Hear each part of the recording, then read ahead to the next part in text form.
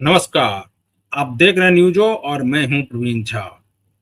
बंगाल में ऐसा लगता है कि जो टीएमसी के जितने भी नेता हैं, यानी कि पूर्व विधायक हों या विधायक हों, जो भी हैं और जो किसी न किसी रूप से किसी कांड में शामिल हैं, उनका ऐसा लगता है कि पाप का घड़ा भर गया है और वो अब धीरे-धीरे छलकने लगा है। छलकने इस सेंस में कि अब उनकी गिरफ्तारी होने लगी है। आरजीकर केस आपको याद ही होगा। जो भी हमारे दर्शक हैं वो इस केस को नहीं भूले होंगे और खास करके हम लोगों के नेटवर्क पर इसके बारे में बहुत ही विस्तार से चर्चा हुई है। तो आज उस मामले में एक और गिरफ्तारी हुई।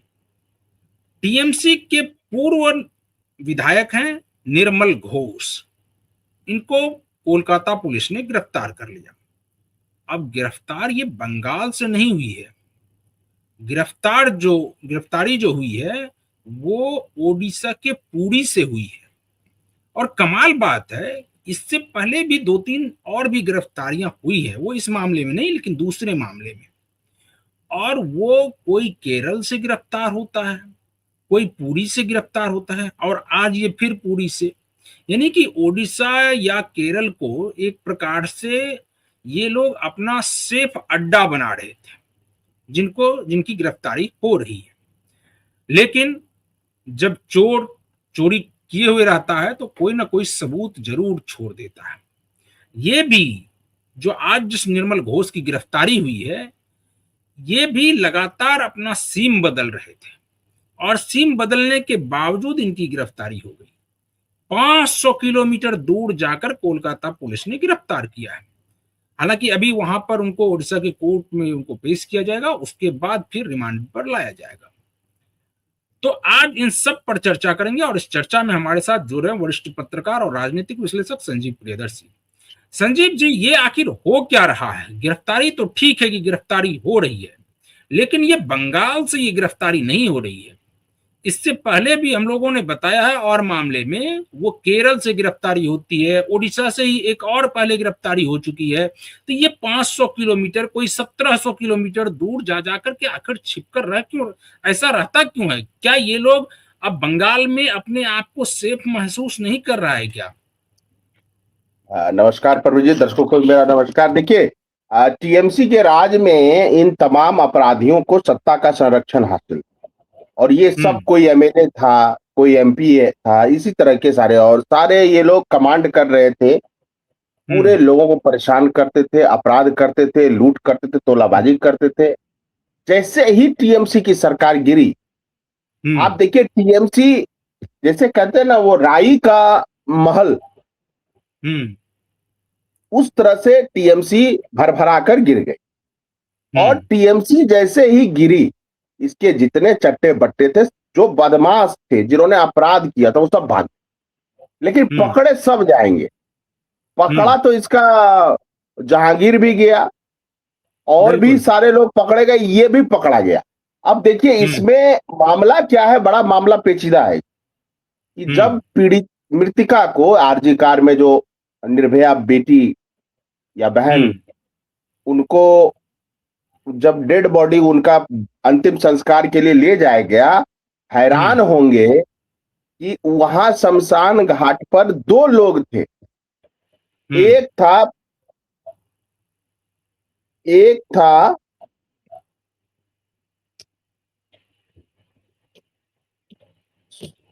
सॉरी, थोड़ा सा कनेक्शन में प्रॉब्लम हो गई थी मुझे।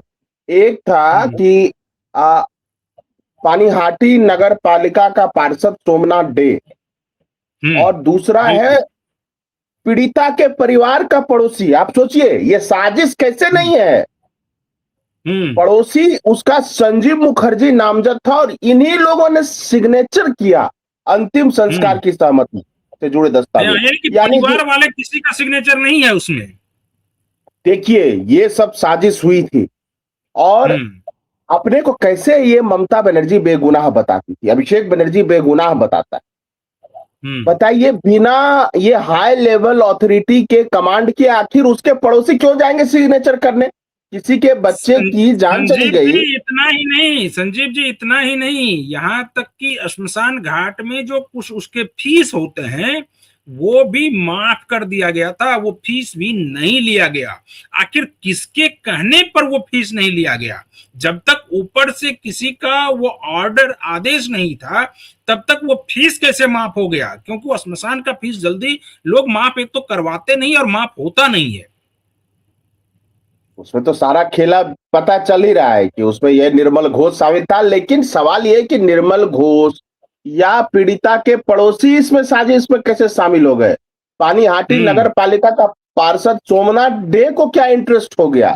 सवाल तो यह है कि इन लोगों को कहीं से आदेश आया कि जल्द से जल्द डेड बॉडी जलाओ, सबूत मिटाना है। डेड बॉडी जलाने का क्या, अब इसमें यह था कि 2 डेड बॉडी ऑलरेडी नंबर में पहले थी, लेकिन पीड़िता मृतका को जल्दी उनका अंतिम संस्कार कर दिया।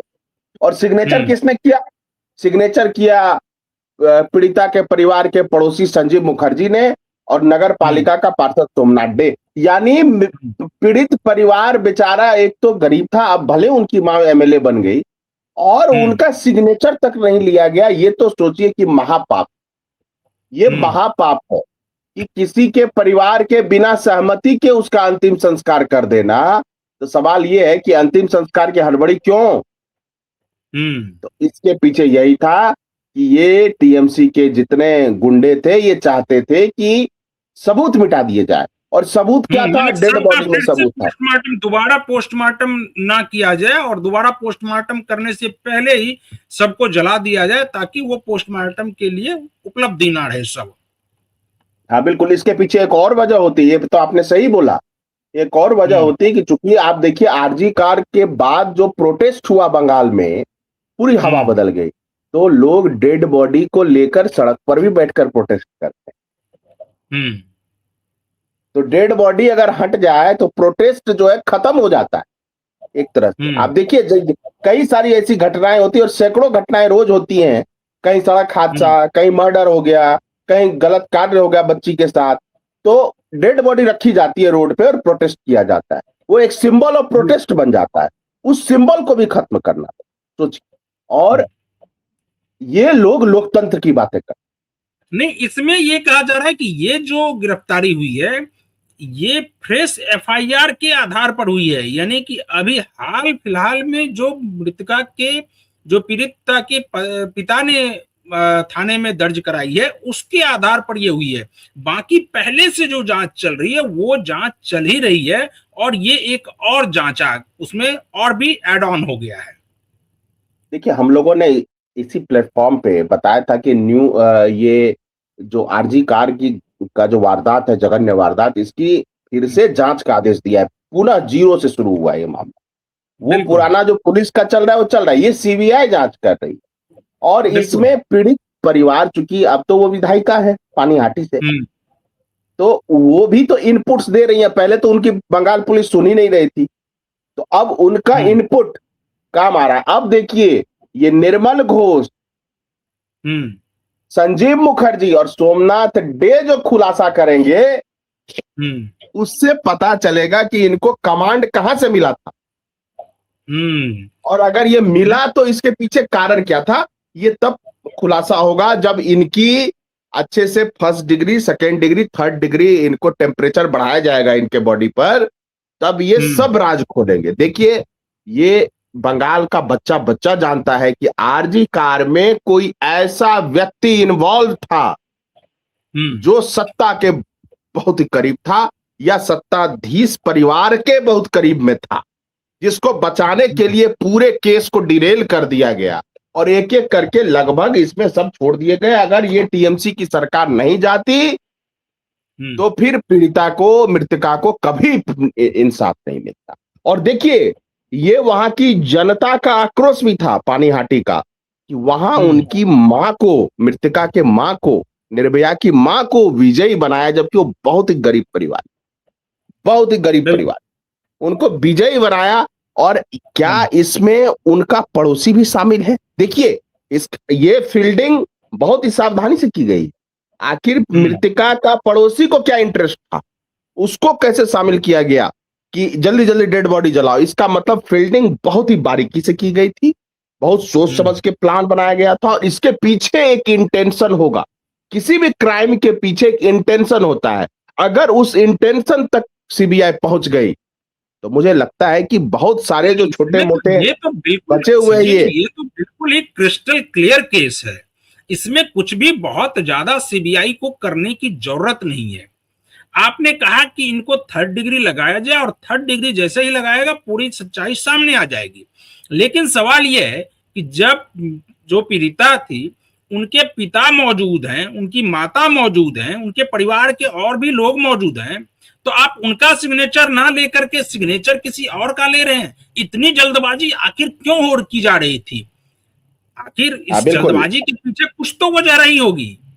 मैंने वही शब्द बोला कि इंटेंशन। देखिए, किसी भी क्राइम के पीछे जो हमारा जो पूरा आप देखेंगे क्रिमिनल जो प्रोसीज्योर है सारा, वो सब हम्म इस बात पर टिका हुआ है। वो चूंकि ब्रिटिश ट्रेडिशन से लिया गया है, ठीक है, बहुत हम्म सारा बदल गया, आईपीसी बीएनसी हो गई, वो मैं नहीं कह रहा हूं। जो क्राइम का इंटेंशन बहुत महत्वपूर्ण होता है। अगर ये आदेश ऊपर से आया कि जल्दी डेड हम्म बॉडी जलाओ, भले उसका माँ बाप सिग्नेचर करे ना करे, पहले 2-3 बॉडी लाइन में लगे, उसको हटाओ, पहले इनका अंतिम संस्कार करो। आखिर इसका हम्म उद्देश्य क्या था? और इसमें निर्मल घोष के शामिल होने की क्या जरूरत थी? इसमें सोमनाथ हम्म डे जो पार्षद था उसके शामिल होने की क्या जरूरत थी? एक बात बताइए। तो हम्म इसका मतलब टीएमसी बहुत ही उलझ गई थी इस मामले में। और टीएमसी क्यों? टीएमसी मीन्स बनर्जी परिवार। मैं हम्म वो कहना चाह रहा हूं कि जैसे कांग्रेस मीन्स गांधी परिवार, उसी तरह हम्म टीएमसी मीन्स बनर्जी परिवार। तो क्यों? अगर कोई विधायक फंसा होता, शौकत मुल्ला तो अरेस्ट हुआ था ममता बनर्जी के समय, निकला नहीं, अभी भी जेल में है, उस समय भी जेल में था। जहांगीर खान टिकट छोड़ के भाग गया, क्या बोला ममता बनर्जी ने? कुछ नहीं बोला। लेकिन उस केस में इतने आगे हम्म हद तक जाके क्यों बचाया जा रहा था? क्यों सबूत मिटाए जा रहे थे? अपराधियों को क्यों बचाया जा रहा था? सबूत क्यों मिटाए जा रहे थे? टीएमसी के लोकल लोग क्यों इन्वॉल्व थे इसमें? छोटे छोटे पार्षद, विधायक, ये क्यों इन्वॉल्व थे?